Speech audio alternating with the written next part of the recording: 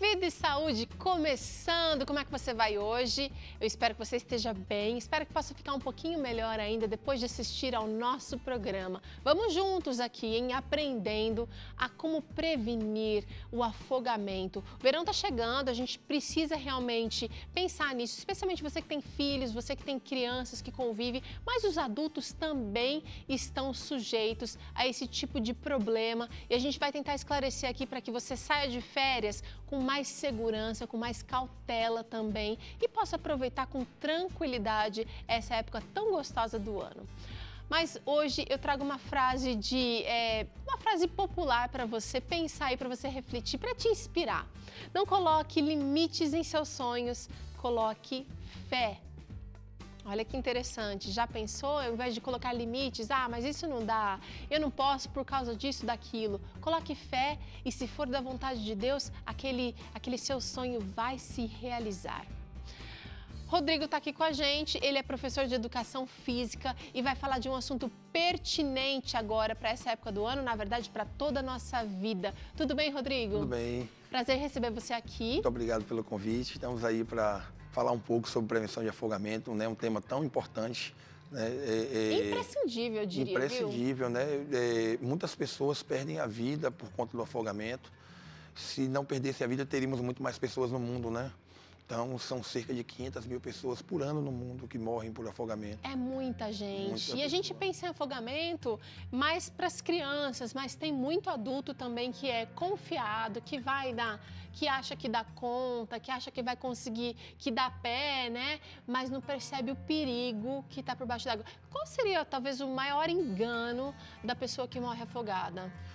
Na verdade, todo esse contexto que você acabará de falar se dá muito por uma questão de autoconfiança.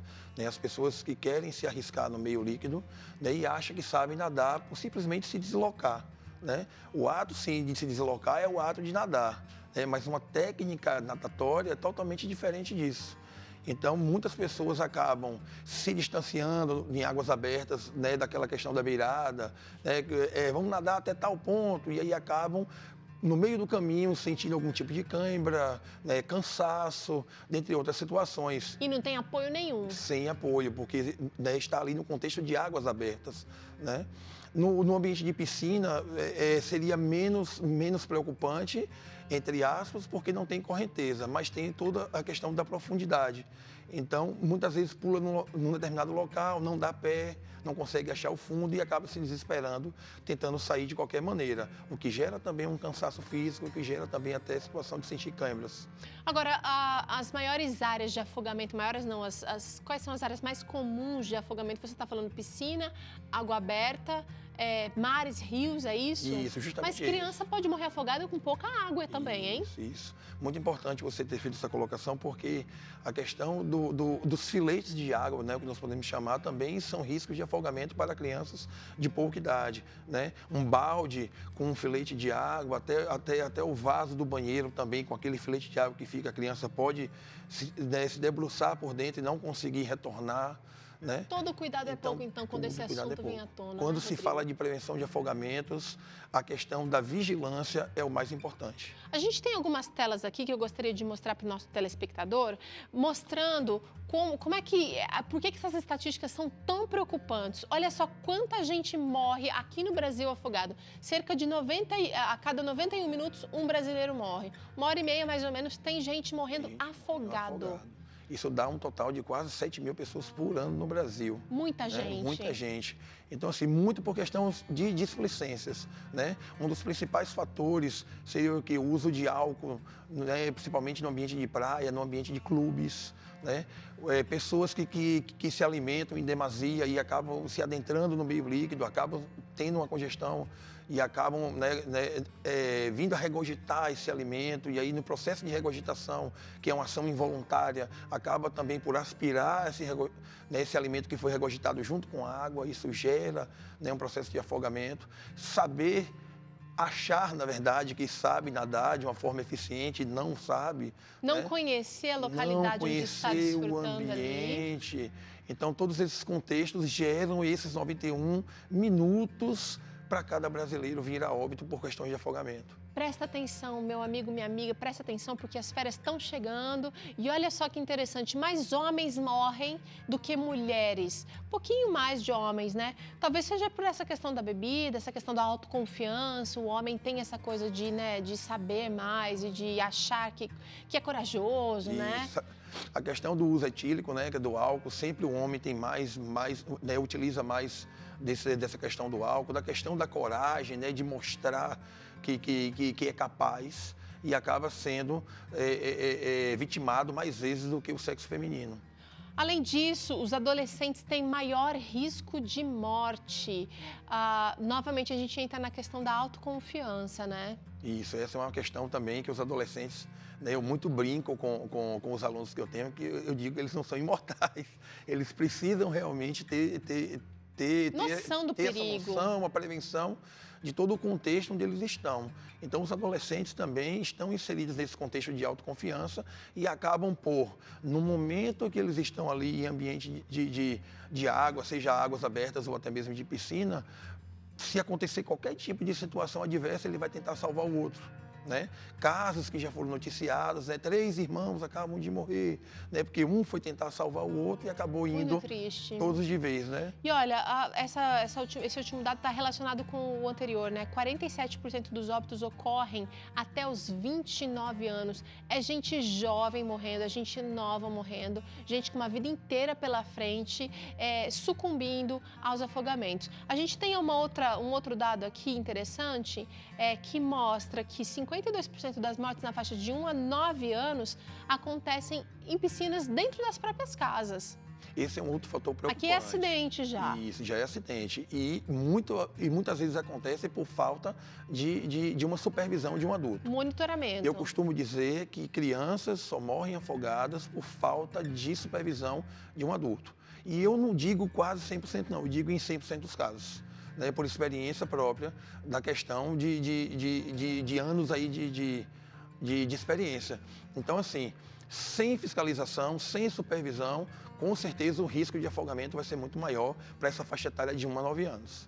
E olha, gente, a gente está falando de crianças de 9 anos, já tem uma certa autonomia. Algumas crianças até fazem a prática da atividade da aula de natação, que a gente vai trazer aqui no Vida e Saúde num desses programas.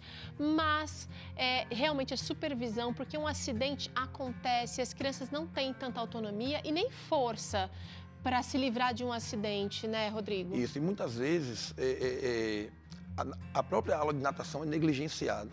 Né? Por quê? Porque acha que a natação, dentro dessa faixa etária inicial de 1 ano ali, pelo menos até 4, tem muito fator que envolve a questão da ludicidade, da brincadeira, né? Do ato de brincar para gerar o aprendizado. Sim. Então, muitos pais acham que essa questão é muito mais voltada para a brincadeira e que a criança não está aprendendo a nadar. Isso se chama educação aquática. E é o processo do trabalho da educação aquática, que é uma nomenclatura que é nova, não tem muito tempo, né, de que está sendo trabalhada. Então, dentro desse contexto, é importante a criança vivenciar todo tipo de situação de aprendizado para os tipos de nado, quanto também para situações de risco. Certo. Né? As crianças precisam vivenciar dentro da aula uma situação de risco. Né? Ela passar por um corredor, por exemplo, de que outros colegas estão, né, agitando a água e ela passar nadando por aquele momento. Né? Isso é um risco de águas abertas. Se ela correr esse risco, ela vai saber como, né, se portar. E olha, né? só que interessante, Rodrigo, 75% dos óbitos acabam ocorrendo em represas ou rios, ou seja, um lugar de ambiente de águas abertas, e é aquele ambiente que a gente não tem certeza que a correnteza é forte por baixo, porque às vezes a gente olha por cima, parece que a água está tranquila, mas por baixo tem, como é que chama? É a corrente submersa, né? Chama corrente de retorno. De retorno, corrente de retorno. É muito enganosa. Isso, que no mar aberto é perceptível na formação de ondas. Né? Já nos rios e represas, isso não vai ser perceptível. Então, quando uma pessoa adentra, a areia é muito mais fofa do que a areia da praia.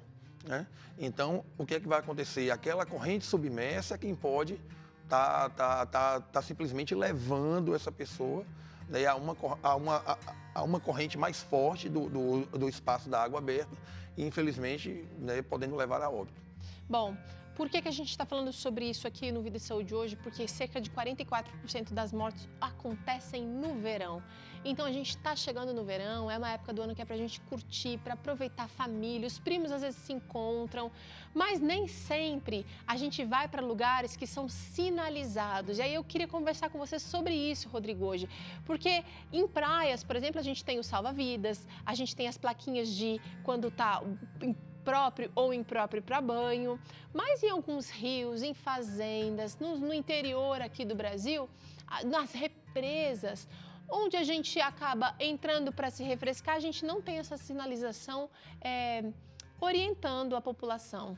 Essa questão da sinalização é importante ser citada, já que nós até utilizando como fonte a Sobrasa, né? Ela preconiza que todo local que não seja impróprio para banho tenha uma sinalização vermelha de perigo, né?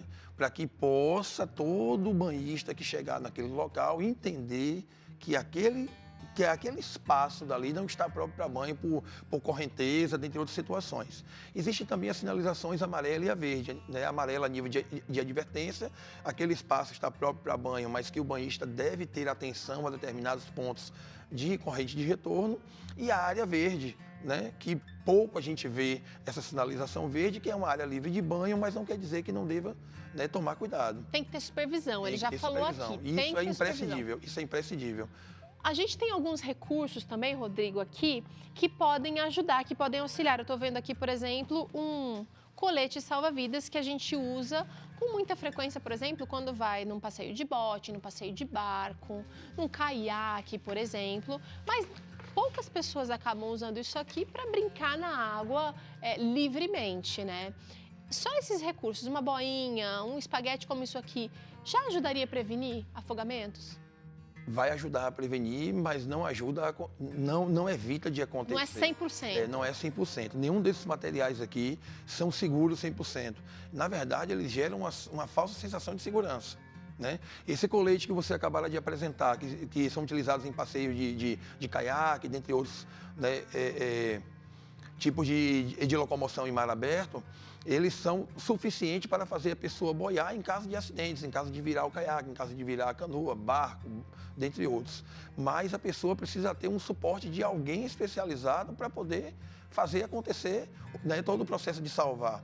O espaguete e a boinha são falsas sensações de segurança, pior ainda do que o colete, porque o colete ele fica muito fixo, ele fica no muito corpo, mais fixo sim. no corpo. Ele preso abraça na região aqui do pescoço, amarradinho na região do tórax. Mas a boinha, por conta da aplicação do protetor solar, ou até mesmo do uso daquelas camisas de proteção UV, ele fica mais escorregadio. Então, pode acontecer de uma criança vir a pular numa piscina sem que o pai esteja olhando, poxa, ele está com a boia, então para mim está tranquilo. Pulou, uma das boinhas sai do braço. O lado que saiu vai ficar pendente para a submersão da água. Então, a criança pode sofrer afogamento. Ou seja, se não tiver uma supervisão, esse é um momento fatal. Agora é o seguinte, o que a gente deve fazer no caso, você tá lá tomando seu banho de mar, tá lá tomando seu banho de piscina, ou tá numa represa, acampamento de carnaval, muita gente acaba também falecendo. O que a gente faz quando a gente vê alguém se afogando? Qual é a nossa conduta? A conduta, primeiramente, é procurar uma ajuda especializada. Gritar por socorro. Independente se é um momento muito rápido, né? Mesmo que eu saiba nadar, Mesmo Rodrigo? que você saiba nadar, mas existem técnicas de salvamento, né? Então, isso é que é importante para que o público possa entender. Sem uma técnica de salvamento, vai acabar que não só se afoga aquele que já está no processo de afogamento, como o outro que vai tentar salvar. Ele puxa o outro para baixo. Então, o simples fato de saber nadar não quer dizer que a pessoa pode conseguir saber nadar. Procure-se uma boia, né, para poder atirar até a pessoa que está lá se afogando e ela seja içada, né, algum pedaço de madeira, né, uma toalha que possa ser içada para a pessoa que está se afogando, para que ela segure e você possa içar para lá de fora. Adentrar o meio aquático somente por saber nadar e não ter as técnicas de salvamento fica bem complicado, bem complicado. E é uma das coisas que eu, como profissional, defendo, né? Todo ser humano, ele precisa ter os conhecimentos básicos de primeiros socorros. Isso é básico, pelo menos básico, né? Em especial ao tema que nós estamos tratando aqui de afogamento.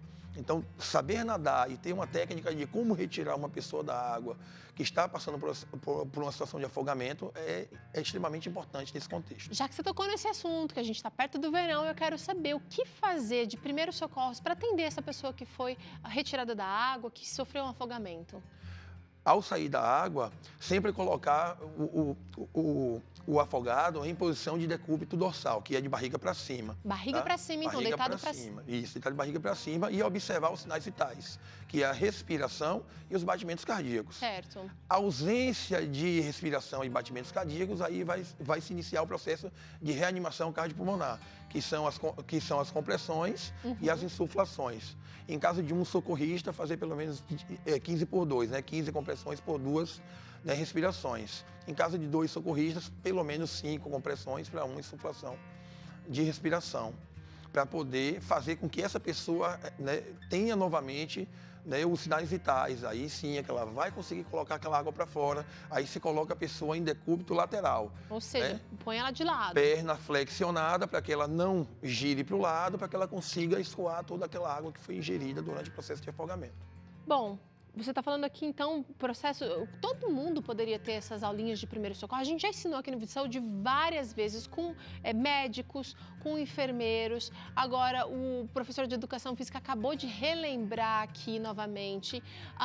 Mas, normalmente, as praias locais com muita frequência de banhos, banhos abertos para a população, né? Tem salva-vidas, tem gente treinada para fazer isso, né? Geralmente tem gente treinada, mas nem todas as praias do Brasil têm esse pessoal especializado ali, socorro, né, de imediato. E geralmente é em pouca quantidade, né? O veraneio está perto, então assim, a gente vai ter praias muito lotadas para, no máximo, 3, 4 salva-vidas, né, a depender até do estado, a depender até da localidade.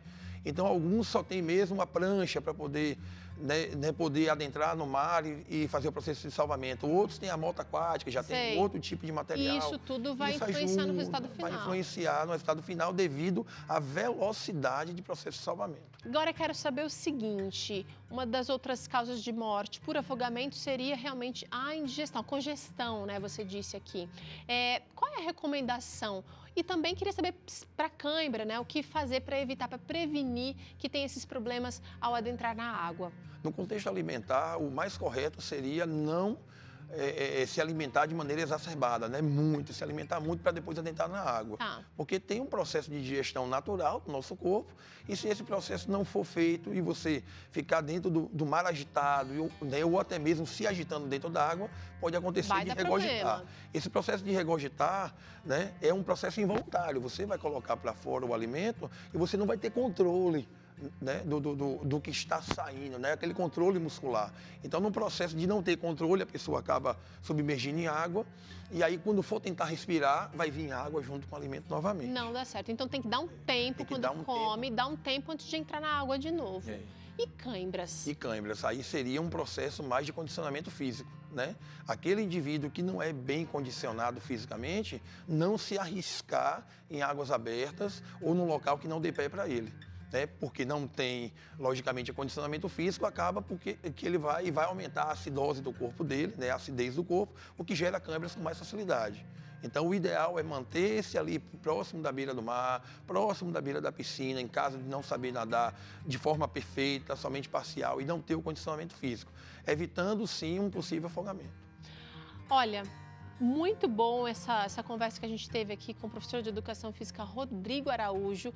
E olha, eu acho que a autoconfiança, a gente precisa começar a desconfiar, né, Isso. Rodrigo? Porque marmanjões, crianças, adultos têm sofrido justamente por acharem que conseguem ou deixarem de supervisionar as crianças e isso pode gerar uma fatalidade. Que os marmanjões sejam homens realmente de verdade, né? Consigam ter essa consciência, maturidade, né? Essa maturidade, essa consciência de que para mim só dá até aqui, daqui para lá não dá, eu não vou me arriscar.